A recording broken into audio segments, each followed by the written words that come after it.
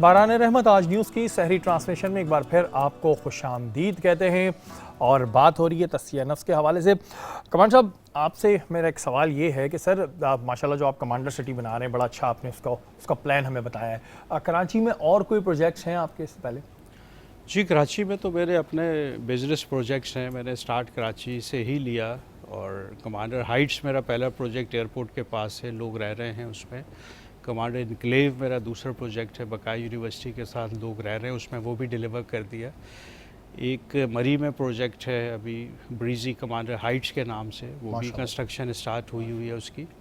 तो अपने तो बिज़नेस है, लेकिन एक प्रोजेक्ट कमांडर सिटी ऐसा है जो बिज़नेस नहीं है, वो प्योरली खिदमत खल्क है और इसको मैं खिदमत खल्क के जज्बे से कर रहा हूँ। इसमें कोई प्रॉफिट मैंने नहीं रखा, ये इंसानी फलाह का प्रोजेक्ट है।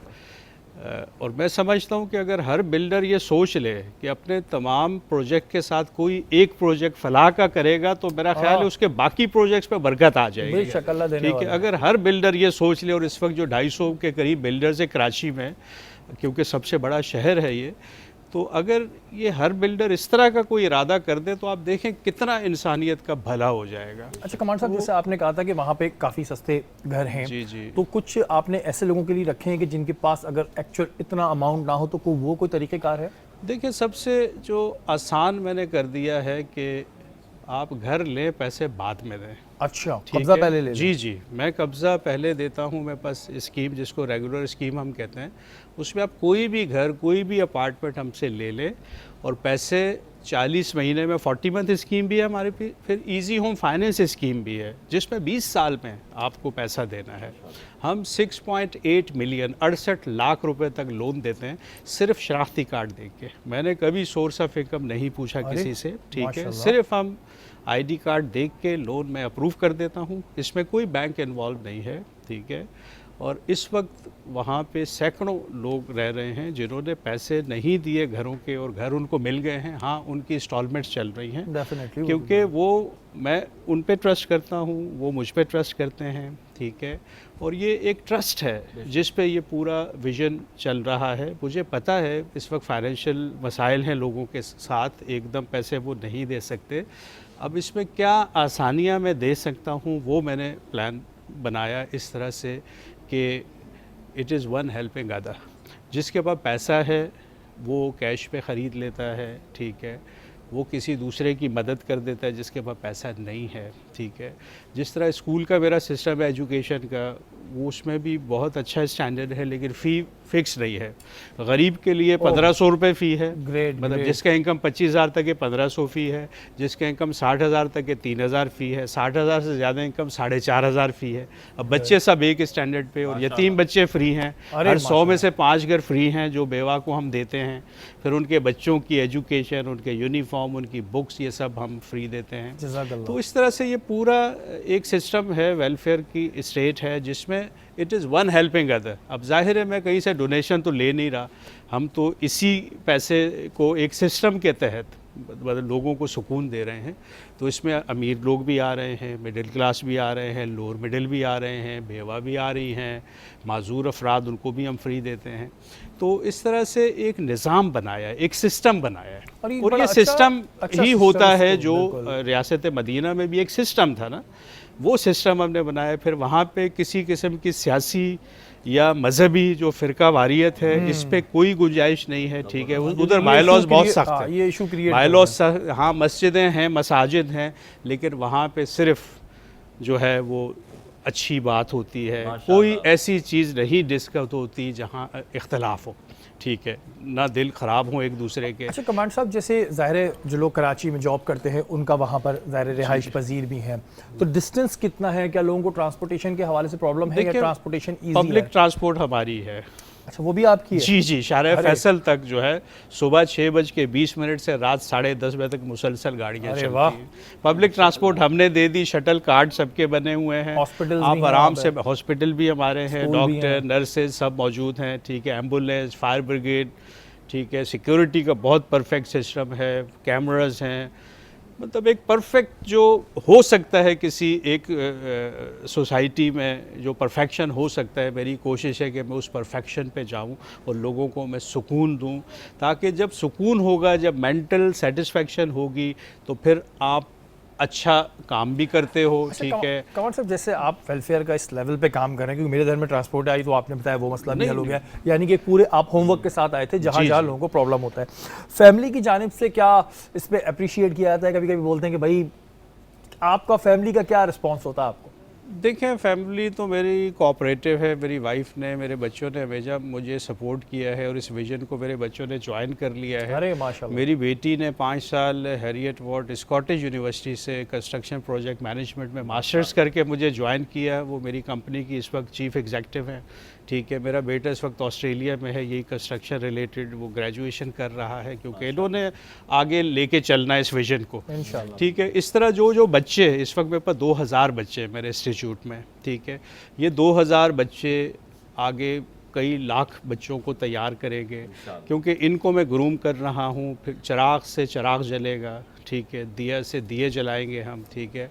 और जो मैं अच्छी चीज़ें सिखाऊंगा, ज़ाहिर है मैंने सीखा, मैंने बिज़नेस सीखा, मैंने बिज़नेस में फ्लोरिश किया, तो मैं वो सारे फार्मूले वहाँ यूथ को सिखा रहा हूँ। यूथ ज़िंदगी बदल तो प्रोग्राम हमने एक शुरू किया है, जिसमें अभी 29 स्टूडेंट्स को मैंने ट्रेन किया 1 महीने में, और इस वक्त वो वहाँ घर बना रहे हैं।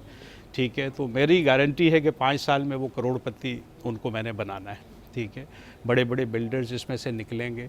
तो इस तरह से उंगली पकड़ के यूथ को, जो इस वक्त डिग्रियां लेके फिर रहे हैं, उनको उंगली पकड़ के कोई भी नहीं करता कि वो उनको बड़े बड़े प्रोजेक्ट्स दे दे, उन पे ट्रस्ट करे। ठीक है।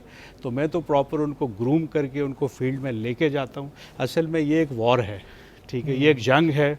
उधर भी जंग में थी, ये भी जंग है, लेकिन ये है जहालत के ख़िलाफ़ और गुर्बत के ख़िलाफ़ जंग। ये 2 चीज़ें अगर हमने इस मुल्क से ख़त्म कर दी तो ये मुल्क बहुत बिल्कुल ऊपर जी, जाएगा। ये मैं बड़ी मुझे खुशी भी हो रही है और बहुत सी ऐसी चीज़ें मैं सुन रहा हूँ, क्योंकि मेरे जहन में जब बात कमांडर साहब कर रहे थे तो मेरे जहन में आया कि जी ट्रांसपोर्टेशन का इशू आता होगा, लेकिन ज़ाहिर अपनी ट्रांसपोर्टेशन है और रात 6 बजे से ज़ाहिर 10:30 बजे तक, ये एक बड़ी अचीवमेंट है और ऐसी सोच जो है ये एक बड़ी अच्छी होती है। अभी कुछ आगे भी सवाल है जो मैं कमांडर साहब से करूँगा कि हमारे यहाँ बिल्डर्स हजरात कुछ ऐसे भी हैं जो ज़ाहिर लोगों को बड़ा एक परेशान करते हैं, जिसकी वजह से लोग इस सोच में रहते हैं कि जी किस पे भरोसा करें ना करें, लेकिन यहाँ बिल्कुल उल्टा सिनेरियो देखने में आ रहा है। ये नहीं है कि जी आप पहले किसने भरते रहे मैं फिर 6 साल 8 साल 10 साल 12 साल बाद आपको मिलेगा, ऐसा भी नहीं है। बड़ी खुशी होती है।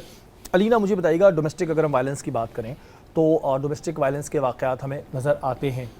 ख़वातीन को क्या करना चाहिए कि अगर कोई ऐसा प्रॉब्लम आ रहा है, क्योंकि ज़ाहिर थाने से शुरुआत होती है, पहले आप थाने में केस करते हैं, फिर FIR होती है, उनको थोड़ा सा गाइड करें कि अगर किसी पे तशद्दुद हो रहा है, हस्बैंड की तरफ से हो रहा है, कोई भी डोमेस्टिक वायलेंस का शिकार हो रही है, उन्हें करना क्या चाहिए? देखिए, सबसे पहले तो हम लोगों के लिए कानून बना हुआ है हरासमेंट का और डोमेस्टिक वायलेंस का, हर तरह से कानून बना हुआ है। सबसे पहले तो उन्हें थाने में एक रिपोर्ट करनी चाहिए, जो कि ख़वातीन करती नहीं है। वो दरअसल बाहर नहीं आती, उनको अपना हक़ के बारे में पता ही नहीं होता। दरअसल शहरी साहब, सबसे बड़ा मसला ये कि उन्हें ये पता ही नहीं होता कि कोई ऐसा कानून बना हुआ भी है कि हमें जाना कहाँ चाहिए। तो मोस्टली लेडीज़ को तो पता ही नहीं होता, और जब उनको पता चलता है, जब तक वो वायलेंस जो है वो एक बहुत वो आदी हो जाती है और वो या तो एक भयानक क्राइम बन जाता है, तब पता चलता है कि इनके साथ इतना सब कुछ हो रहा होता है। तो अब वो बहुत सी लेडीज़ आती हैं हम लोगों के पास, जिनको हम लोग गाइड करते हैं कि आपको इनिशियल पीरियड में आना चाहिए था कि जब आप पे इतना जुल्म हो रहा था। तो अच्छा, अगर थाने की सतह पर जाती हैं और पुलिस कोऑपरेट ना करे तो फिर क्या कर सकती हूँ? पुलिस नहीं कर रही, एप्लीकेशन नहीं ले रहे, घुमा रहे हैं, वो तो बेचारे फिर क्या करें? नहीं, वो तो देखें कोर्ट में आती हैं, फिर वो कोर्ट में भी है, हम लोगों के सेक्शंस बने हुए हैं, उसमें आती हैं और वो उसमें रिलीफ मिलता है और क्विक रिलीफ मिलता है उसमें। अच्छा। कोर्ट से जी बिल्कुल। इसमें और ये जो 22A है, 22A है, अगर थाने की सतह पर FIR ना कटी हो तो क्या प्रोसीजर? ये 22A दरअसल FIR है और B प्रोटेक्शन है। तो वो वही है जैसे एक लेडी है, वो किसी भी हवाले से FIR के लिए पुलिस स्टेशन जाती है और उसकी FIR नहीं लॉन्च होती है, तो फिर वो कोर्ट के ज़रिए फिर FIR काटी जाती है। तो वो जी ठीक है जी, ये बड़े अहम सवालात होते हैं और लोग बड़ा कंफ्यूज रहते हैं, ख़ासतौर पर ख़वातीन के जी किसके पास जाएं, क्योंकि मेरा काम ये है क्राइम बेस्ड है, तो मेरे पास बड़ी कॉल्स आ रही होती हैं, लेकिन ज़ाहिर है जो कानूनी मशवरे हैं वो ज़्यादा अच्छे हमें वकील बता सकते हैं। और इस वक्त हमारे सेट पर आपने अभी देखेंगे कि 2 बड़ी प्यारी सी बच्चियाँ मौजूद हैं जिन्हें हम कहते हैं सबा के मेहमान। तो सबा, आपकी तरफ। Hi girls. ये लो। हाय। हेलो, अस्सलाम हाय, वालेकुम। अस्सलाम वालेकुम। आप लोग अपने नाम बताओ। अंशरा। अंशरा। अंशरा, आप कौन सी क्लास में हो? 6। 6 में हो। और फेवरेट सब्जेक्ट क्या है आपका? Art. Art, really, that's nice. Yes. Art में क्या? पेंटिंग। पेंटिंग। आपने क्या, कौन से कलर्स यूज़ करती हो? मीडियम कौन सा यूज़ करती हो पेंटिंग के लिए? Water colour yes. या उसके अलावा? And only water colours. Alright, cool. अच्छा, उसके अलावा मुझे बताओ कि लाइक आपके फेवरेट कलर्स कौन से हैं? Pink, purple and all girly colours. Oh, black is a nice colour. सही। उसके अलावा मुझे ये बताओ कि आप इतना प्यारा ड्रेस पहनी हुई हो, ये आपने कब लिया है, कहाँ से लिया है? ये मैंने टेलर से सिलवाया नाइस। अम्मा की पसंद का है या आपकी पसंद का था। है? मेरी पसंद का। आपकी पसंद का है। नॉर्मली शॉपिंग अम्मी आपकी पसंद से करती हैं या अपनी मर्ज़ी से बताती हैं क्या क्या पहनो? थोड़ी उनकी और थोड़ी मेरी पसंद से। मेरी अम्मा भी यही करती हैं। अच्छा, रमज़ान के आपने- रूटीन तो पूछें, इनसे इतना शर्मा रही हैं, इनसे ज़रा रमज़ान के रूटीन पूछें, रोज़े वोज़े रख रही हैं या नहीं रख रही हैं? अच्छा हाँ, ये बताओ, आप रोज़े रख रही हो? हाँ, हाँ, अभी तक रखे हैं कितने? मैंने छोड़ छोड़ के। छोड़ सही तकरीबन है। 9। कोई बात नहीं। उसके अलावा चलो आपकी तरफ आते हैं। आपका नाम बताओ। Tasbiha. Tasbiha, I really like your dress, बहुत प्यारी लग रही हो आप। आप मुझे बताओ कौन सी क्लास में हो? 2। 2 में हो। और आपका फेवरेट सब्जेक्ट क्या है? मेरा फेवरेट सब्जेक्ट आर्ट। आर्ट है। आपका भी आर्ट ही है? ये तो अच्छी बात है, डिफरेंट आंसर मिला है। ओके, अच्छा चलो आप ये बताओ कि डांट किससे ज़्यादा पड़ती है, अम्मा से या अब्बा से? नॉर्मली किससे, अम्मा से अब्बा से? मम्मा। मम्मा डांटती हैं और अब्बा फिर बचा लेते हैं अम्मा से? हाँ। हाँ, तो लेकिन आप क्या करती हो जो अम्मी डांटती हैं? मैं कभी कभार खाना नहीं खाती। खाना क्यों नहीं खाती? अम्मा अच्छा नहीं बनाती? बनाती हैं अच्छा। तो फिर खाया करो ना। अच्छा, और आपको किससे डांट पड़ती है ज़्यादा? अम्मी से। क्यों, अब आपको क्यों पड़ती है? आप तो मुझे लगता है सही खाती हो। मैं कभी कभार नहीं खाती। कभी कभार नहीं खाती तो उस पर डांट पड़ जाती है। सही। अच्छा, आप दोनों जो इतना ये शर्मा रही हैं, कि आप कैमरे की वजह से शर्मा रही हैं, नॉर्मल लाइफ में इतना ही शर्माती हैं? तो मुझे नहीं लगता आप इतना शर्माती होंगी। सच सच बताएं ज़रा। कैमरे की वजह से। कैमरे की वजह से? अच्छा, कैमरा नहीं होता तो फिर क्या करती हैं आप? अभी अच्छी खासी बातें कर रहे थे आप। सबक कर रही थी आपसे अच्छी खासी बातें? बहुत ज़बरदस्त था। क्या इंटरेस्टिंग बातें कर रही थी ये? अच्छा हाँ, इन्होंने बताया इनके पास वो हैं पेट्स, पैरट्स आपके कैसे हैं भाई, बातें क्या करते हैं वो? बहुत सारी बातें करते हैं। जैसे कि? अल्लाह का नाम लेते हैं। और बहुत सारी बातें करते हैं, आवाज़ें निकालते हैं। आवाज़ें निकालते हैं और इनका पूरा नाम भी बताते हैं, और ये फ़ोन पे उनसे बात भी करती हैं जब फारिग वक्त में होती हैं। बहरहाल जी, बड़ा मज़ा आया आप लोगों से बात करके, और बहुत सारी दुआएं आपके लिए। अल्लाह ताला आपका नसीब अच्छा करे, आपको बहुत सारी खुशियाँ दिखाए। और बच्चे आते हैं, हमें बड़ी खुशी होती है, क्योंकि ये बड़े होके इनमें से कोई किसी बड़े ओहदे पे भी जाएगा इंशाल्लाह।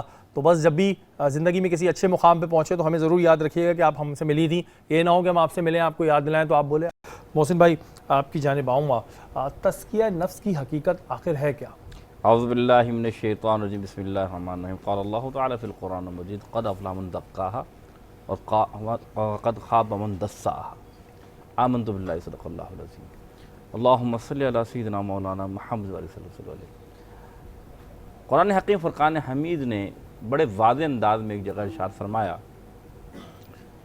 कि कामयाब हो गया वो शख्स जिसने अपने नफ्स की इस्लाह कर ली। बिल्कुल।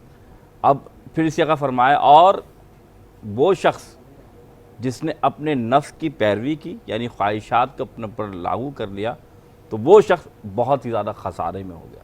तो दोनों बातें अल्लाह ने वाज़ेह फरमाई कि इंसान अगर अपने नफ्स का तज़किया करता है तो वो कामयाब हो जाता है, और अगर अपने नफ्स का एहतसाब नहीं करता तो वो नाकामी की तरफ चल जाता है। अब आपकी बात के ये तज़किया नफ्स होता क्या है, कितनी उसकी इक़साम है इसकी? बिल्कुल। इक़साम इसकी 3 है, लेकिन सबसे पहले नफ्स के ये जो है तज़किया नफ्स है क्या। देखें, ख्वाहिशात या वांट्स जिसे आप कहते हैं, चाहत जितनी इंसान की होती है, उन चाहतों को काबू पाने का नाम, नफ्स की कसाफतों को रोकने का नाम, इसको तज़किया कहते हैं। यानी कि एहतसाब करना कि जो मेरी चाहत है, आया वो चाहत अल्लाह उसके रसूल के हुक्म के अदूली तो तरफ नहीं जा रही, या ऐसी चाहत तो नहीं कि जो अल्लाह उसके रसूल की निगाह में सही हो। मिसाल के तौर पर एक इंसान, अल्लाह के रसूल ने फरमाया, अगर 2 अहद पहाड़, अगर आप जब मक्के शरीफ में है तो हर पहाड़ हैं, 2 अहद पहाड़ जितने सोना अगर किसी को दिया जाए तो उसकी ख्वाहिश होगी कि मुझे तीसरा पहाड़ भी मिल जाए सोने वाला। इंसान की अभी जो है ना वांट्स या चाहत ख़त्म नहीं होती, हज़ारों ख्वाहिशें तो बिल्कुल हज़ारों ऐसी ख्वाहिशें। तो अब इसी तरीके से अल्लाह ताला ने, अल्लाह के रसूल ने हुक्म फरमाया कि तुम में से बेहतर इंसान कौन है, मिसाल के तौर पे कि जो अपनी इस्लाह कर ले तज़किये के ज़रिए, यानी अपने नफ्स की कसाफतों को दूर कर ले। अब बात आई आपने कहा कैटेगरीज की, अगर कहें जादू जी नफ्स की यानी तज़किये की अलामात को देखे जाएँ तो मैंने कहा नफ्स को तज़किया करना लाजमी है, लेकिन नफ्स की भी अक़साम है, यानी कि इंसान की ख्वाहिशात को कह लें या नफ्स को कह लें, उसकी 3 अक़साम है। पहले जो वो कहलाता है वो नफ्स अम्मारा कहलाता है। नफ्स अम्मारा से क्या मुराद है मैं बता दूं, लेकिन उसके बाद नफ्स लवामा, उसके बाद नफ्स मुतमइन्ना। नफ्स अम्मारा क्या है? नफ्स अम्मारा ये है कि जो नफ्स आपको बार बार बुराई की तरफ धकेले, यानी आप ना चाहते हुए भी आप उस बुराई को इतने यानी कि हावी हो जाए कि आपको गुनाह ना लगे। इंसान ऐसे खता करता है, मिसाल तो झूठ है, अब इंसान इतना झूठ बोलता है कि उसकी हकीकत में उसका जो झूठ है वो सच बन जाता है। हाँ। तो अब वो नफ्स इतना हावी हो गया है इसके ऊपर कि उसको सच दिखाई नहीं देता, वो झूठ ही को अपना सच मान रहा होता है। तो ये नफ्स अम्मारा, और उसे बुराई की तरफ उभारता है कि नहीं कोई मसला नहीं, कर लो, क्या हो जाएगा, कुछ नहीं हो जाएगा। तो ऐसा नफ्स नफ्स अम्मारा कहलाता है। दूसरा नफ्स जिसे नफ्स लवामा कहते हैं, लवामा से मुराद नदामत वाला नफ्स, या हर आम बंदे के अंदर हम जैसों में पाया जाता है कि एक इंसान गुनाह करता है, खता करता है, लेकिन बाद में एहसास होता है कि शायद मुझसे ये गलती हो गई। तो अगर वो रब से तौबा करता है तो अल्लाह के रसूल फरमाया अत्ताइब मिन ज़म्बि कमन ला ज़म्बा लहू, कि तौबा करने वाला तो ऐसा जिसने कोई गुनाह किया ही नहीं। तो ये निदामत वाला लफ्ज़ या ये कि ये मलामत वाला नफ्स, ये अल्लाह ताला के हर बंदे के अंदर जो आम व खास में पाया जाता है, ये वो नफ्स होता है जो अल्लाह की तरफ लौटता है, यानी अल्लाह की मोहब्बत की तरफ रुजू करता है। दिल में कुछ है, दिल है। मैं और हर मैंने कहा ना ये हम में होता है कि अगर ये अलामत हो जाती है, अगर ये चीज़ है तो इसका मतलब आपके अंदर ईमान है। अरे तो अगर आपके अंदर ये हक़ीक़ी बात बता रहा हूँ, अगर आपके अंदर ईमान है, आपके अंदर अल्लाह का डर है, ठीक है गुनाह हो गया ना, लेकिन आप लौटते हैं ना, गुनाह को गुनाह समझ रहे हैं। हाँ, तो अब जब आप लौटते हैं तो तीसरा जो नफ्स है उसे कहते हैं नफ्स मुतमइन्ना, इसके बारे में कुरान ने फरमाया या अय्युहन नफ्सुल मुतमइन्ना इरजी इला रब्बिका रादियतम मर्दिया, कि ये वो नफ्स है जो कि इत्मीनान वाला नफ्स है। ये क्या करता है? ये गुनाहों से बचता है, ये क्या करता है? ये ख़ताओं से बचता है, और ये अल्लाह उसकी रज़ा में अपनी रज़ा रखता है। यानी कि अगर रब ने फरमाया कि फ़जर में उठकर नमाज़ पढ़नी है तो ये नहीं देखता कि भाई सर्दी है या गर्मी है, ये उठकर अल्लाह की इबादत करता है। ये नहीं देखता कि गर्मी है मैं प्यासा रहूँगा, मैं भूखा रहूँगा, लेकिन इसने देखा रोज़ा रखना है तो ये रोज़ा रखता है। यानी अपने नफ्स को, अपनी ख्वाहिशात को अल्लाह उसके रसूल के ताबे कर ले, इसे नफ्स मुतमइन्ना कहते हैं। अच्छा मोहसिन भाई, एक चीज़ अक्सर ये होती है कि वो हम कहते हैं ना कि हम 100 अच्छे काम कर लेंगे, लेकिन ज़बान से कुछ ऐसा बोल जाते हैं कि दिल पे लग जाता है इंसान के। तो क्या ज़बान को रोकना भी तज़किया नफ्स में आता है? क्योंकि बहुत से लोग बोलेंगे जी हमने तो बोला है, मुँह से बोला है। इतनी बहुत अच्छा सवाल किया आपने, और ये इतना बड़ा अहम सवाल है। हुज़ूर अकरम सल्लल्लाहु अलैहि वसल्लम ने फरमाया, जब सुबह होती है ना, सुबह तो हम इंसान वर्जिश करता है, एनर्जी लाता है, तो अल्लाह ताला ने जिस्म को भी एक एनर्जी देनी है। कैसे? अल्लाह के रसूल फरमाते हैं कि जब सुबह होती है तो ये ज़ुबान है ना, इसके आगे तमाम आज़ा हाथ जोड़ के खड़े हो जाते हैं और कहते हैं ए ज़ुबान, अगर तू सीधी रही ना तो हम आज सारे सही रहेंगे, और अगर तू टेढ़ी हो गई तो हम सारे आज टेढ़ हो जाएंगे। तो खुदारा अपनी ज़ुबान, अपने यानी कि अपने इस गोश्त के लोटले को सही रखना। इसीलिए हुज़ूर ने फरमाया कि अगर इंसान अपनी ज़ुबान पर काबू रखे तो कामयाब क्यों ना होगा। तो अब इस हदीस से मालूम चला कि ये भी तो काबू, असल काबू रखना ये कि आज आप देखें भाई अपनी ज़ुबान को लगाम दो, हम घर में भी कहते हैं भाई ज़ुबान को संभालो, लेकिन संभालता कोई नहीं है। ख़वातीन को बार बार कह रहे होते हैं, लेकिन बात ये चाहे मर्द हो चाहे ख़वातीन कोई भी हो, इस ज़ुबान का बिला वजह इस्तेमाल अल्लाह आपसे हिसाब ज़रूर लेगा।